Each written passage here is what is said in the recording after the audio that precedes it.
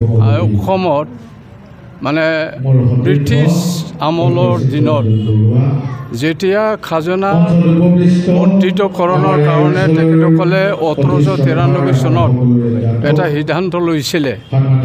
আজি 113 বছৰ হৈছে।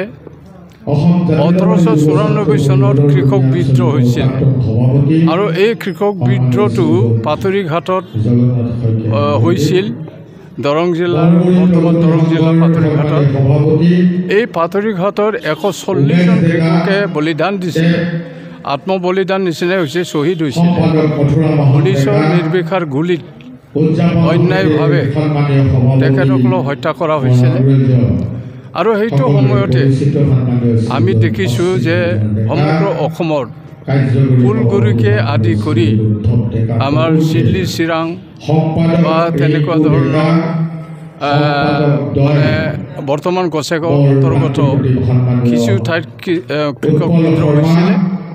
আৰু এই কৃষক বিদ্ৰোহী সমগ্ৰ অসমত এটা জাগৰণ আহিছিলে। আৰু এই জাগৰণৰ ফলত ব্ৰিটিছ চৰকাৰে তেখেতসকলে ইয়াতাম্বু সন্ধি 1826 চনৰ ইয়াতাম্বু সন্ধি কৰি পেলাই তেখেতসকলে অসমখনক অবিভক্ত অসমখনক তেখেতসকলে লৈ যায়, ব্ৰিটিছৰ মানে অন্তৰ্গত কৰি দিয়ে। এইটো ইতিহাসত লিখা আছে।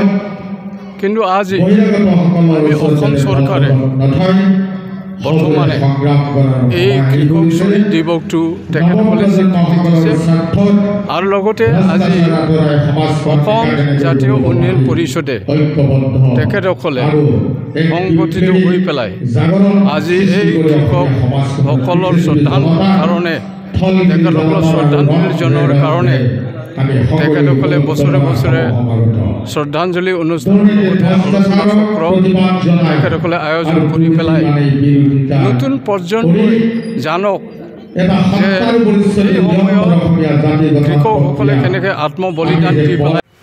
অসম জাতীয় উন্নয়ন পৰিষদৰ উদ্যোগত কেন্দ্ৰীয় সমিতিৰ উদ্যোগত আয়োজিত কৰা আজিৰ এই বৰবৰী নাট্য মন্দিৰ প্ৰাংগণত বৰবৰী প্ৰগতি সংঘ, অসম জাতীয় উন্নয়ন পৰিষদ, পশ্চিম দৰং আঞ্চলিক সমিতি, পশ্চিম দৰং ৰাইজৰ সহযোগত অনুষ্ঠিত কৰা দুদিনীয়া কাৰ্যসূচী কেন্দ্ৰীয় কৃষক শ্বহীদ দিৱসত আজি মুকলি সভাৰ অসমৰ বিশিষ্ট নিবন্ধকাৰ সন্মানীয় ছফিউৰ ৰহমান শইকীয়া ডাঙৰীয়াদেৱ, আজিৰ সভাখনত বড়ো সাহিত্য সভাৰ প্ৰাক্তন সভাপতি সন্মানীয় শ্ৰীযুত তৰেণ বড়ো ডাঙৰীয়া, বন্ধুবৰ ডক্টৰ দিব্যজ্যোতি শইকীয়া, মানৱ অধিকাৰ কৰ্মী, মোৰ অতি শ্ৰদ্ধাৰ আজিৰ সভাৰ উদ্বোধক সন্মানীয় দ্বিজেন বৰ্মন ডাঙৰীয়াদেৱ, অসম জাতীয় উন্নয়ন পৰিষদৰ কেন্দ্ৰীয় সমিতিৰ সন্মানীয় সভাপতি অখিল চন্দ্ৰ গোস্বামী ডাঙৰীয়া, কাৰ্যকৰী সভাপতি সন্মানীয় ডক্টৰ চিত্ৰৰঞ্জন বৰুৱা ডাঙৰীয়া প্ৰমুখ্যে, বৰবৰী প্ৰগতি সংঘৰ সভাপতি বন্ধুবৰ উমেশ ডেকা, সম্পাদক মথুৰা মোহন ডেকা, অভ্যৰ্থনা সমিতিৰ সন্মানীয় সভাপতি অশ্বিনী ডেকা, কাৰ্যকৰী সভাপতি উদ্ধৱ ডেকা, সম্পাদক তৰুণ ডেকা, সম্পাদক দ্বয় উৎপল শৰ্মা বৰুৱা আৰু শৰৎ ডেকা, প্ৰথমে মই আন্তৰিক অভিনন্দন জ্ঞাপন কৰিছোঁ।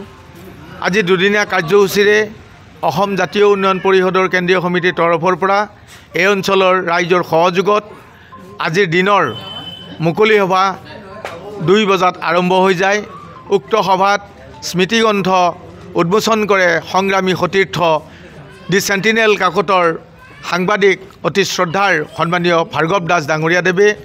আজিৰ এই সভাত উপস্থিত থাকি আমাক কৃতাৰ্থ কৰিছে। আহি থকা দিনত পথৰুঘাটৰ কৃষক শ্বহীদ 1894 চনৰ যি খাজানা বৃদ্ধিৰ প্ৰতিবাদত হিন্দু মুছলমান সমাজে ঐক্যবদ্ধভাৱে যি সংগ্ৰাম কৰিছিলে, নৱপ্ৰজন্ম আৰু অসমীয়া জাতিৰ থলগিৰিৰ যি প্ৰাসংগিকতা, অসমৰ সম্পদৰ ওপৰত অধিকাৰ যাতে বনিয়াই আমাৰ সম্পদ কাঢ়ি ল'ব নোৱাৰে, তাৰ প্ৰতিকল্পে আমি অসম জাতীয় উন্নয়ন পৰিষদে অসমৰ বিভিন্ন সময়ত বিভিন্ন কাৰ্যসূচী কৰি থকা হৈছে।